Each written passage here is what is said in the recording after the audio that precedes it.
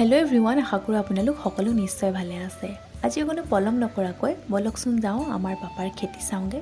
এইবাৰ পাপাই এটা ডাঙৰ এৰিয়া লৈ পেলাই ভোট জলকীয়াৰ পুলি লগাইছে। তাকে ভাবিলোঁ মই আপোনালোকক অকণমান ভিডিঅ' কৰি পেলাই দেখুৱাওঁ।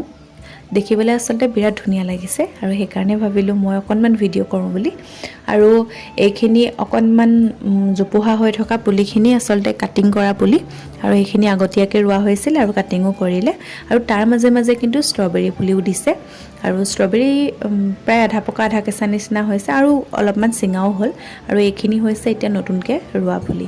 ইয়াত ষ্ট্ৰবেৰী দেখিছে পকিয়া আছে, মানে কাইলৈ পৰহিলে মানে ষ্ট্ৰবেৰী আকৌ ছিঙিব পৰা হ'ব। আধা পকা আধা কেঁচা হৈ আছে। তাৰ মাজতে এটা আকৌ মই পকা পালোঁ, পকাটো ছিঙি পেলাই খাই লৈছোঁ। ফ্ৰেছ বস্তু আৰু খাই লৈছোঁ আৰু গোন্ধটো বহুত ধুনীয়া লাগে।